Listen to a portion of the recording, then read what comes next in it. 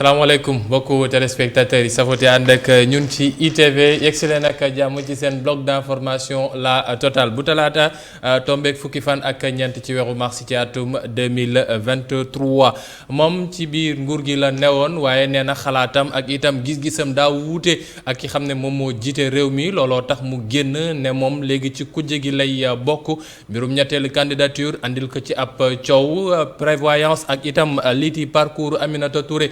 est-ce que mën na ko yóbbu ca njiital réew mi mu doon ko ëllëg est-ce que fi mu toll nii ci biir kujje googee mu dugg nekkul lu koy xaw a jaxase ba kujje gi nekk luy jaxasoo te divisé wu de plus en plus activités yi xam ne waa kujje gi ñoo ngi koy amul de plus en plus est-ce que Mimi Touré tànkam ak loxoom mu ngi ci biir taxawaay gi xam ne am na ko ci bitim réew yooyu yëpp incha allah moom la ñuy waxtaanee tey ci seen bloc d'information la totale ngir waxtaanee ko nag ñu am mbégte dalal ci plateau bi Moustapha Diémé nekk coordonnateur national bu mouvement Mimi 2024 Diémé ñu nuyu la bàyyi la nga nuyu waa Sénégal ak waa àdduna ak képp koo xam ne moo ngi toog te ñu teewlu fii ak fu ñu mënti ne.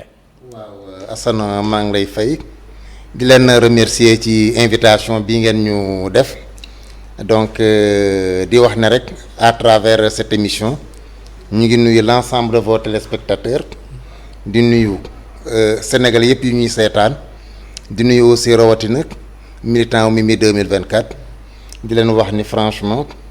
Nous sommes là pour débattre ak yéen dans le cadre de cette émission pour waxtaan de façon tout à fait globale sur la situation politique mais aussi sur la situation de notre candidate ak ses perspectives pour le développement de ce pays. Les perspectives ci développement pays bi actualité bi fi mu toll nii ca jamono ji fële ca Parcelles Assainies ci terrain ACAPES sénégalais yëpp seen xel moo ngi fa ndax ñenn ñi doon ragal ndax mbir yi du déborder manifestation bi autorisé nañ ko muy taxawu ñaxtu bi xam ne waa kujje gi ñëpp dañu woote ci mbir Yewwi Askan Wi ne dañ fay def ab taxawu ngir wax li leen metti ci réew mi ak nan lañ ko war a mën a jooyante est-ce que Mimi Touré moo ngi sur place ci manifestation boobee ndax moom ñoo ngi wax Mimi mais on sait même pas su fekkee Mimi bokk na ci coalition Yewwi Askan Wi ou pas est-ce que Mimi bokk na ci ñi ñu invité ci seen ndaje tey bi.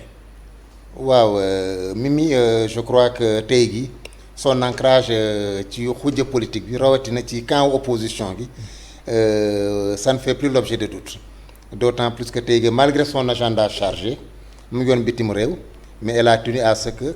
mu def toutes les prouesses possibles pour mën a teew ci activité bi ñu mel activité gi au-delà de Yewwi Askan Wi je crois que daf di activité gi nga xamante ni tout opposant daf ci war a teg tànk d'autant plus que activité bii am au niveau des Parcelles Assainies dafa di activité phare buy marqué suñuy ancrage pour la démocratie parce que au-delà de Yewwi Askan Wi activité gi daf di li nga xamante ni day wane ni ñun on est prêt à assumer notre part de responsabilité ci lu ñu tuddee tey gi des questions de respect de la démocratie de la bonne gouvernance et autres parce que dañoo jàpp ni nag kenn mootul comprendre président de la République su ko neexee def tournée am comme ni ko neexee dans toutes les régions du pays waa PDS ak waa Benno Bokk autant pour moi waa Benno Bokk Yaakaar ak waa APR su leen neexee ñu organiser ni manifestation mais à chaque fois su opposition bi bëgg sur la base de ses prérogatives constitutionnelles organiser ay manifestations ñu ne ko du fi amee donc tey gi je crois que c'est comparable ce président bi nga wax sànq ak ñi xam ne moom mooy kujje gi li ñuy def est-ce que mën nañ leen boole président su bëggee def tournée économique loolu c'est tout à fait normal ñu xàllal ko wutal ko ndaje wala wut fu mu koy defee c'est pas pareil ak. waaw kujje goo xam ne day taxaw ne day def manifestation. tout à fait le président de la République c'est le président élu par les Sénégalais. am na droit dans le cadre régalien. lu ñu oowee ses missions de chef d'État dem fu ko neex. waaye aussi itam APR gis nañ ko. temps yëpp ñu ngi ci ay manifestations yi nga xamante ni à chaque fois suñu ko defee du ci am benn interdiction préfet bu ñu ciy constaté à chaque fois s'il y a interdiction buy dal sur la classe politique dañuy gis ni ça s'adresse à l'opposition or loolu dañuy jàpp ni wax dëgg tey gi toll nañ fi nga xamante ni démocratie Sénégal dafi démocratie bu majeure démocratie gi toll na fi nga xamante ni tey gi interdiction bi exception la waroon a doon mais pas la règle or dañoo constater de plus en plus day am ay abus qui font que tey gi wax dëgg opposition yi pour ñu mën a manifester day xaw a jafe. tey jii on a salué le fait que ils ont compris reconnaître et autoriser ces manifestations loolu mooy gën a tax ni ñu préserver la paix sociale loolu lay gën a tax ni wax dëgg ku nekk am ses libertés de manifester ses libertés de mener ses activités politiques loolu je crois que su ñu amee cette compréhension du am benn risque pour l'ordre public. Mais ce qui crée l'ordre public par contre ce sont les interdictions abusives.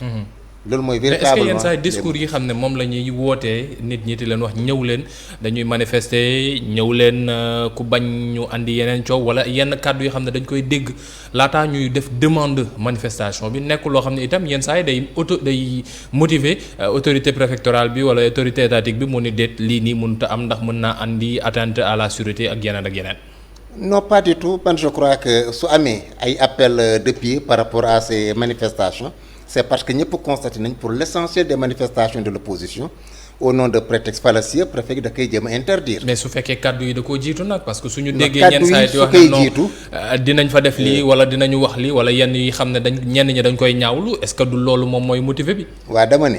kàddu yooyu di ko jiitu mooy conséquence interdiction yi tey dañoo nekk ci réew mi nga xamante ni démocratie daf fi sax.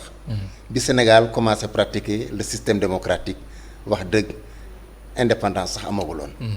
donc tey jii su amee ku bëgg a def manifestation li war un gouvernement responsable mooy les créer les conditions nécessaires encadrer cette manifestation yi nit ñi dem def lañ fay def suñ fa jógee ku ne dem sa kër. mais quand même il est récurrent de constater à chaque fois interdiction bi ça s'abat sur l'opposition. loolu nag suñ la ko defee benn yoon ñaar yoon ñetti yoon en tant que citoyen da ngay mujj jël say motukaay. ci réew mi laa bokk. constitution dafa ma jox ay droit ci ni mbaa ci naa dama koy mettre en œuvre. donc je crois que plutôt il faut comprendre surenchère gi n'est rien d'autre que la conséquence des abus d'interdiction. suñu tolloon ci régime bi nga xamante ni ku bëggoon manifester ñu jox la ko interdiction bi doon exception donc je crois que ces appels de pied dootu doon am. encadrement bi nekk norme parce que loolu la démocratie di bëgg yenn saa yi. et lu ci gën a bizarre à chaque fois s'il y a des manifestations ils l'interdisent. quelquefois ils nous disent quand même on interdit la manifestation parce que amuñu ay force de l'ordre yu doy. alors quand il s'agit de répression on se rend compte que ils ont toutes les capacités répressives pour mën a brimer une manifestation. yooyu nag c'est des problèmes. je crois que ñun ñëpp dañoo war a pacifier le climat politique.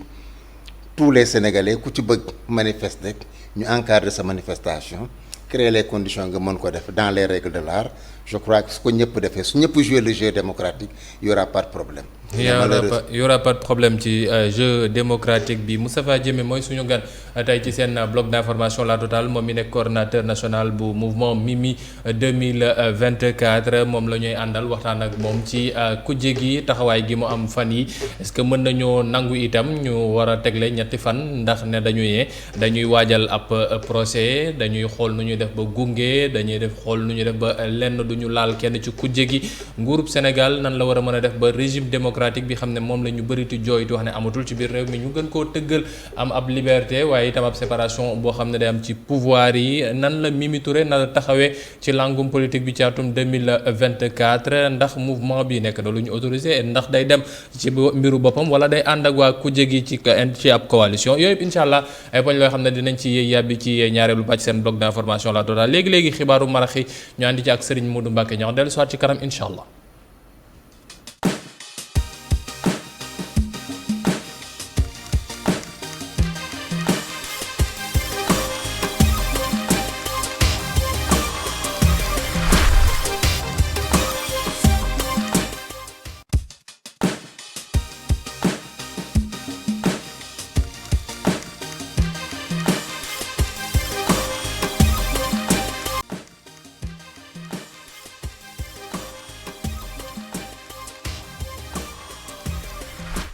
gërëm ko moom Baye Cheikh Sall ci journalu Fiara boobee mu ñu andiloon waaye itam sant bu baax gërëm Modou Mbacké Niang ci xibaar yi xam ne moom la ñu àndaloon ci marax gi mbokk yi ñu fàttale ñoo ngi am mbégte dalal tey ci seen plateau bloc d'information la totale Moustapha Diémé nekk coordonnateur national bu mouvement Mimi 2024 ñu war a waxtaanee ci trajectoire opposante bu yees bi xam ne moom fi mu toll nii li muy xeex mooy président Macky Sall bañ a bokk wala xalaata bokk sax ci élection présidentielle yu 2024 Mimi Touré nan la ci bokkee ban taxawaay la ci fas yéene am seen coow ak waa parti démocratique sénégalais seen ancrage ci opposition bi est-ce que nekkul luy gën a xaajale ku jëkk Sénégal incha allah loolu la ñuy waxtaanee ak Moustapha Diémé coordonnateur national bu Mimi 2024 Moustapha déjà leeral par rapport ak ancrage u Aminata Touré ñu bëri nee nañ gis nañ ko moo ngi commencé ci laale ak waa wàllu Sénégal coow am seen diggante ak Mimi Touré ñoom nee nañu mënuñu ànd ak yéen parce que yéen ba muy neex yéen a ngi woon ci biir nguur gi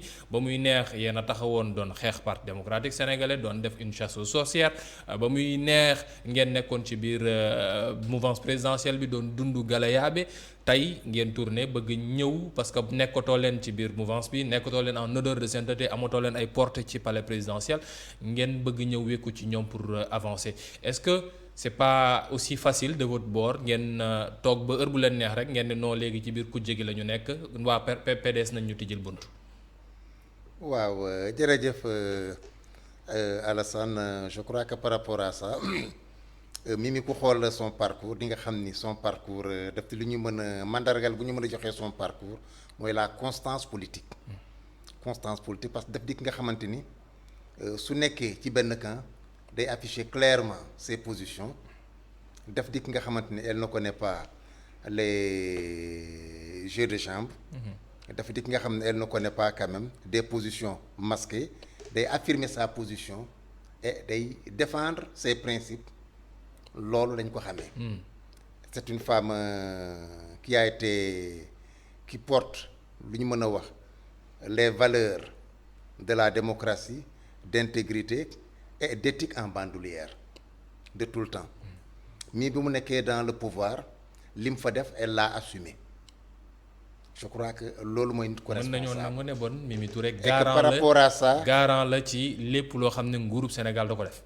par rapport à ça PDS je crois que lii ñu wax su jógee ci parti bu mel ni PDS day wane ni rek c'est un parti qui est dans la manipulation ils sont dans la roublardise ils sont quand même dans des manœuvres d'autant plus que ñoom xam nañ ne gouvernement c'est le chef de l'État moo am sañ-sañ conduire la politique de la nation.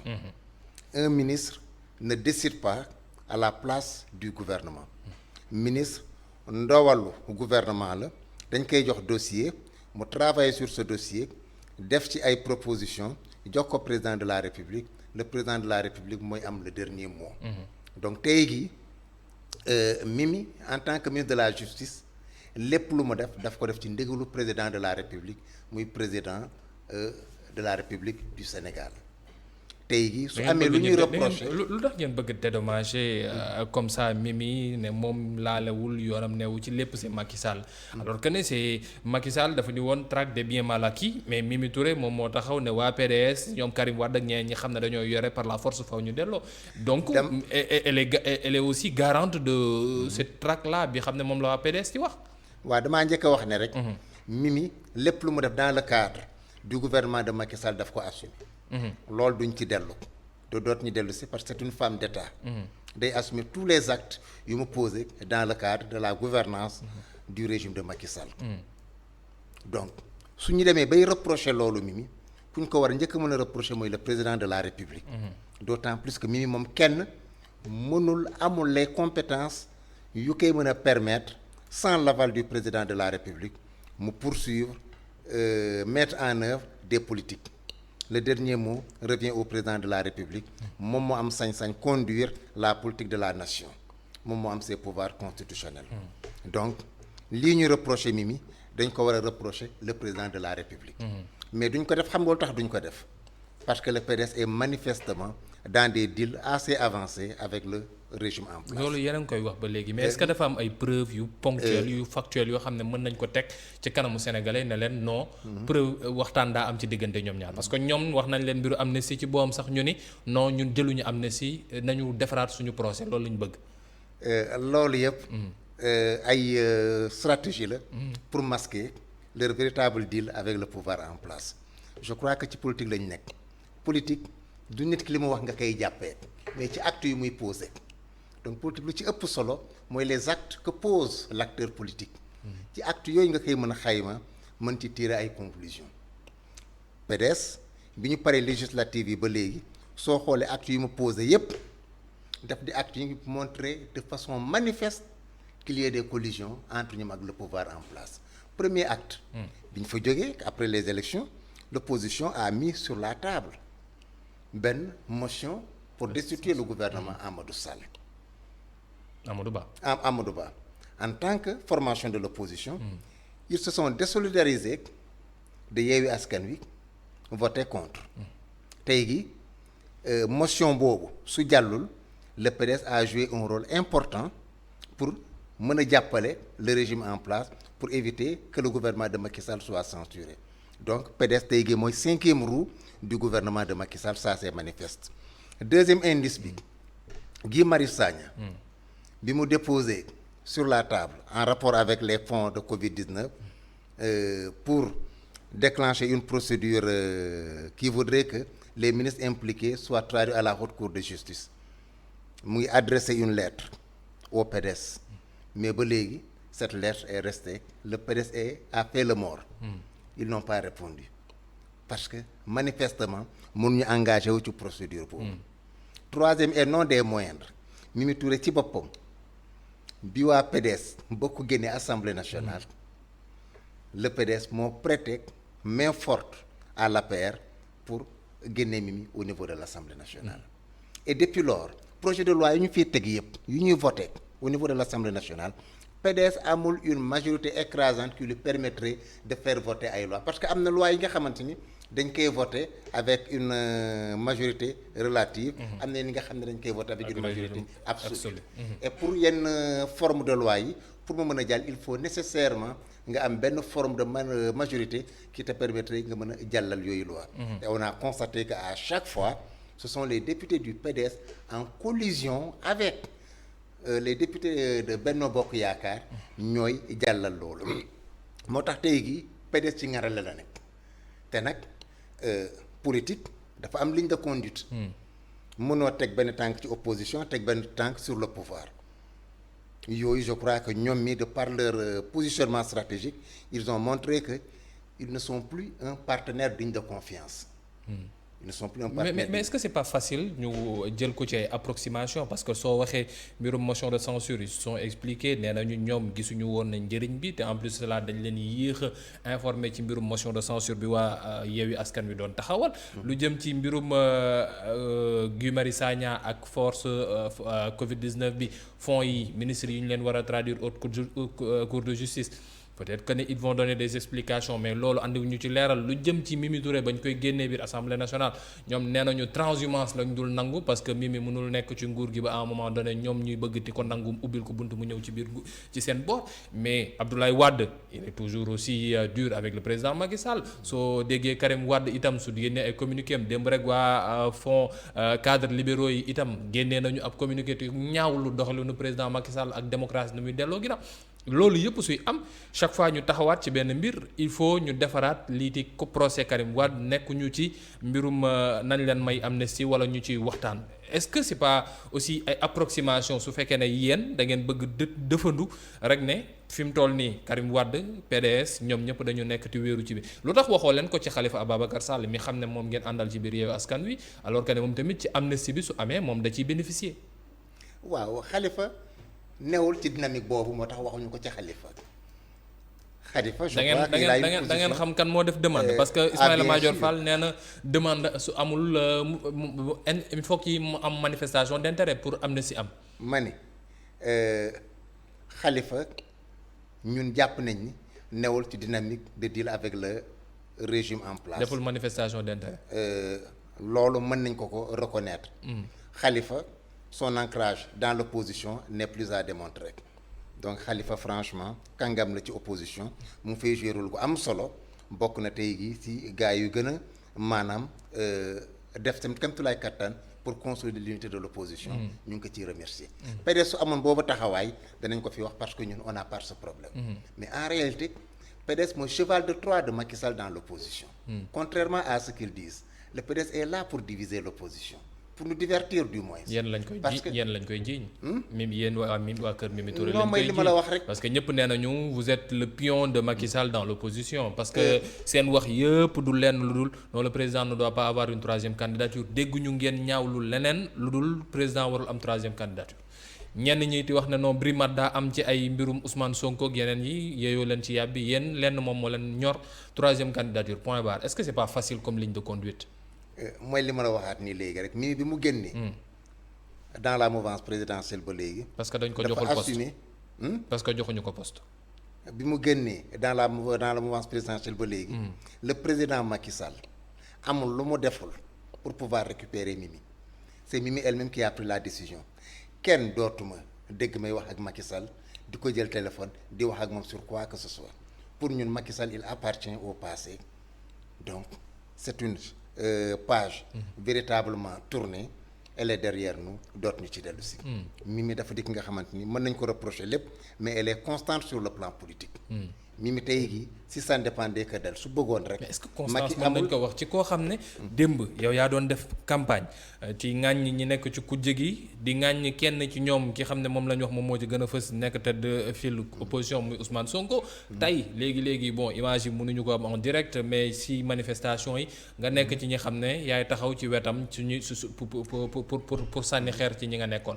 est-ce que tamit constance mën nañ ko wooyee foofu. constance mënul weesu nga nekk ci position nga assumer cette position Mimi tey jii bi mu nekkee dans le pouvoir dafa assumer ses positions nekkatul dans le pouvoir li mu doon wax Ousmane Sonko bon da koy wax ba léegi ci malgré le fait que moo ngi ci kujje gi ak moom. nekkatul dans le pouvoir mu ngi dans l'opposition elle travaille à l'unité de l'opposition elle travaille à la cohésion au sein de l'opposition mu ngi liggéey mais foofu cohérence amul dafa jéeme su fekkee ne non da ngay wax ne day def travail à la cohésion à l'entente de l'opposition mais yow démb mënoo taxaw nga ni non diw mi moom moo demoon fii nii li ko fa dal moom moo ko fa def na dem wuy ji yoon tey jii nga ñëw taxaw ci kanamam bëgg wax ne non moom mi mënul dem wuy ji parce que tel ou parce que tel parce que Macky Sall daa nekk ci utiliser justice bi loolu cohérence amatu ci. si xam nga luy cohérence mooy nga mën a assumer ses positions mooy.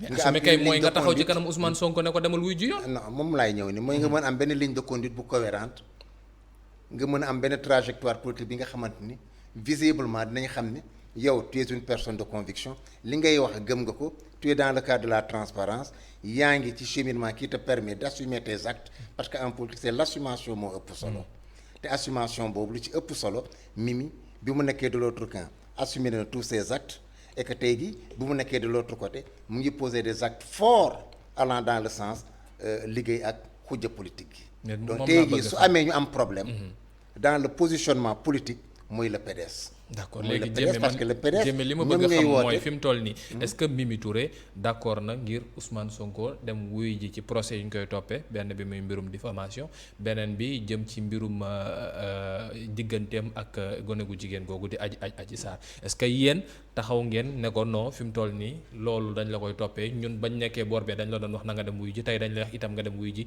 lu yoon dogal nga jël. est-ce que vous êtes toujours dans cette logique. moo tax ma ne la. Dans ce dossier, il y a beaucoup d'évolutions qu'on a pu constater. On a constaté beaucoup d'évolutions et que il est clair que nous allons de plus en plus vers au-delà même de la manifestation de la vérité. ñun jàpp nañ ni wax dëgg tous les Sénégalais sont des justiciables de notre système juridique. Loolu je crois que Mimi en son temps lorsque la question s'est posée defoon na ci benn sortie mais depuis lors on a constaté quand même une certaine mise en œuvre du pouvoir dans tous les sens même pour interdire la personne de faire des manifestations politiques il est clair qu'à travers ces actes pouvoir gi mu ngi léegi ci beneen stratégie dans la stratégie de la liquidation politique. Est-ce que fi mu toll nii yéen vous êtes ok pour dire à Ousmane Sonko demal wuy ji vous êtes un justiciable su lu la ci dal nga jàpp ne non lii yoon moom moo ko teg parce que loolu ngeen ko doon wax ba ngeen nekkee ci nguur gi. waaw liñ ko daan wax moom lañ koy waxaat ba léegi rek nous souhaitons qu'il y ait une justice transparente. Nous souhaitons que ce procès se déroule dans un cadre transparent et que les droits de l'ensemble des parties soient respectés. Loolu c'est une position de principe. Mais au-delà de cette position de principe nag ñu ngi gis ne depuis un certain temps il y a des faits qui montrent des signes d'inquiétude à notre niveau. Ces signes d'inquiétude, on se rend compte que de façon manifeste, au-delà de ce procès, il y a l'aspect politique que le président de la République et son entourage essaient de mettre en branle pour xool nu ñuy liquider un adversaire politique. Loolu je crois que ces derniers temps loolu dafa clair sur le dossier bi ñu teg sur la table. D'accord. Et que par rapport à ces derniers éléments yu ñu am, regarde ce qui s'est passé à Mbacké. Ousmane Sonko c'est un citoyen comme tous les autres. Il a le droit d'aller et de venir. def fu ko neex ay manifestations. Depuis un certain temps de manière systématique bépp initiative bu Yewwi Askan Wi ou bu opposant jël pour faire ay manifestations de grande envergure le pouvoir s'y oppose. Loolu nag déjà procès amagul ngay bëgg tordre les droits constitutionnels yu nit ki am te procès amagul. Les gens ont des raisons d'être inquiets. Donc fii mu nag il est clair que les actes yi pouvoir gi di poser en créant des conditions pour que l'opposition ne fasse pas mënul manifester comme ni mu ko bëggee. di tordre les droits de l'opposition di bundu xatal opposition yi ñun ñu ngi commencer nag franchement am njaxar ci président li mu nam ma def. D'accord. parce que nag il faut le dire il n'est pas question qu'on utilise des femmes pour liquider des adversaires politiques. Or de plus en plus dossier gi nii muy évoluer nous avons de plus en plus des craintes par rapport à ça. Jéeme yéen a ngi su yemoon foofu rek Jéeme yéen a ngi changé discours de. non Jéeme yéen a ngi changé discours parce que dossier là bi de mooy plus en évoluer plus. dossier bi mooy évoluer mais yéen loo leen xamul woon ci biir. doo leen dem ba ci biti ngeen ne non léegi heure dossier bii la bi ñu mooy dogaat di évoluer. xam parce que là instruction lañ defagum. man nee il y a naa le la secret de l'instruction. ñun nous sommes des acteurs politiques. waaw mais fi mu toll nii à l'intérieur yéen ngeen nekkoon à l'intérieur du système ngeen bëgg wax ne non instant bii ngeen dogaat di xam lu xew. newoon naa la si y avait complot kay est-ce que du ci tàmbale nga ngeen koy xam. newoon naa la si njëlbeen. ñun ay actes politiques la ñuy apprécier du ay intentions. ay actes politiques la ñuy apprécier mais pas actes politiques mais y a des faits. y a les faits aussi. waaw les faits politiques. Les actes politiques sont les faits politiques. Non les faits je parle des faits en tant que tels. Je parle pas de faits politiques ni d'actes politiques mais je parle de faits su fekkee ne ba ngeen di wax ne Ousmane Sonko dañ ko teg complot. booba peut-être ba ngeen nekkee ci biir mënoon ngeen am accès au dossier am li xew ci biir parce que ministre de la justice ci yéen la bokk ñeneen ak ñeneen ci yéen la ñu bokk heure boobu ngeen mënoon gën a xam que léegi ngeen dem ba nekk ci biti ne non complot dafa mel ne moom moo ci am. mooy li ma la wax ñun amuñu position de circonstance ay position de principe la ñu am ñu nekk ci biir. ñu bañ a nekk ci biti ñu bañ a nekk ci biir lu ñu gëm la ñuy wax. waaw d'accord ci dossier boobu lañ ca waxoon jàppoon nañ ne en son temps c'est deux Sénégalais qui ont maille à partir avec la justice donc on a demandé à ce que qu'il y ait une justice transparente sur ce dossier. d'accord loolu mooy suñu position de principe. te moom ngeen taxaw ba léegi. waaye nag. dossier suy évoluer ba ngay gis ni am na lu ci ñuul. ñu ngi sortir dans le cadre d'un procès équilibré et transparent tout démocrate da nga war a commencer à être inquiet. Tournure bii régime bi di mettre en place sur cette affaire ça commence à nous inquiéter jàpp nañ ni fii mu nekk cadre bi bu amoon. tey gi am na lu ci ñuul lu ci nguur gi. di ci cabaxal te nag wax nañ ko du ñu nangu nag quand même que les gens essaient d'utiliser la femme pour abattre un adversaire politique. D'accord léegi de plus en plus loolu. day feeñ jéeme 30 secondes moo ñu dese laataa ñoo jeexal il reste juste 30 secondes laataa ñoo jeexal temps bi daa xaw a gàtt. laay am na benn nataal gu ma la yónnee léegi su fekkee mën nga ñu ko projeter parce que c'est quand même assez symbolique. ñu gis Ousmane Sonko ak kii di Aminata Touré ci seen manifestation bu ñuy amal fële ci ACAPES. Tout sourire tout dent dehors pour montrer que ne peut-être xoloo ba démb ba suul nañ ko tey mën nañoo wax loolu mais Diémé nan ngeen di demee ci 2024 loolu itam bëgg naa nga leeral ñu ko en 30 secondes parce que temps bi ñu très bien balaa may ñëw ci loolu rek waay temps bi ñu imparti xam nga dafa xaw a tuuti may nañ waay Mimi elle est dans l'opposition nous travaillons dans l'approfondissement du cadre de l'opposition ci fa la ñu nekk ci loolu la ñuy liggéey. Additionner, multiplier, pas de division tout à ni fait. de Et que par soustraction. rapport à ça, on est en train de prendre des initiatives avec l'ensemble des forces de l'opposition pour faire face à un troisième mandat de trop. d'accord léegi fi mu Donc, toll loolu nii ci ñuy- présidentielle maintenant ni ñu 2024 jëmee ci nan présidentielle ngeen ciy bi demee est-ce que Mimi 2024 ab mouvement la boo xam ne am na récépissé wala parti boo xam ne da ngeen ko taxawal ba pare la nan ngeen fas yéene demee parce que ñëpp ñoo ngi gis ñu def seen déclaration de candidature on n'a pas encore entendu de déclaration officielle de candidature de la part de Sokhna Aminata Touré lan ngeen di xaar da ngeen di xaar këyit wala da ngeen di xaar avalu opposition bi. la présidente Mimi Touré a fait sa déclaration de candidature le 1er janvier déjà.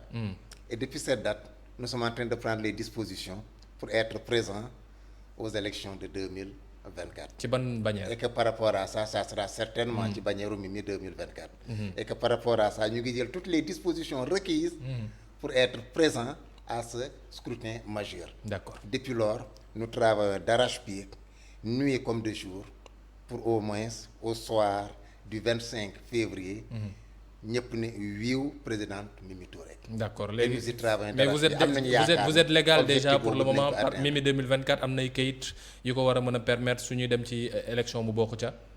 nee naa la dinañu réunir nous sommes en train de réunir toutes les conditions nécessaires pour que Mimi soit présidente de la République au soir du 25 février et que loolu day wone ni jël nañu toutes les dispositions nécessaires pour qu'on soit présent à ces élections je crois que nag suñu présidente du novice en politique elle est directrice de campagne de Landing Savané depuis 93 Ouais, je crois que tey gi bokk na suñu ëpp expérience sur les questions électorales d'autant plus que elle a été plus de 3 fois ou plus de 4 fois elle a dirigé plus de 4 fois ay directoire de campagne. Une ci dame Landing une dame de comme gauche ancrée donc bien ancrée on sait très bien là où nous mettons les pieds. D'accord. Nous avons un cheminement franchement qui nous rassure.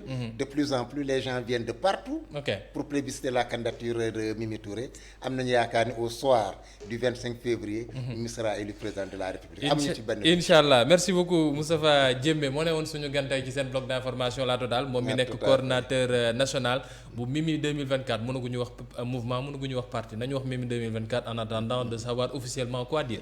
Mimi 2024 est un mouvement. est un mouvement. Un mouvement, peut-être un parti politique, Ouais. peut être aussi un regroupement de plusieurs organisations politiques. en attendant Mais en jàppal attendant. ni ci bannière Mimi 2024 La ñuy def ñu jëmee élection yi et que nous serons présents au soir du 25 février. ci élection yooyu ci Élection bañ yooyu. gàccee te am sant nañu baax yaakaar ni sant bu baax Mimi gërëm na sera président de la xibaaru nasaraan yi léegi mbokk yi jox leen dig daje ëllëg xibaaru nasaraan ñu ànd ci ak soxna Aïssata Diathie Fall merci beaucoup et bonne suite des programmes sur ITV.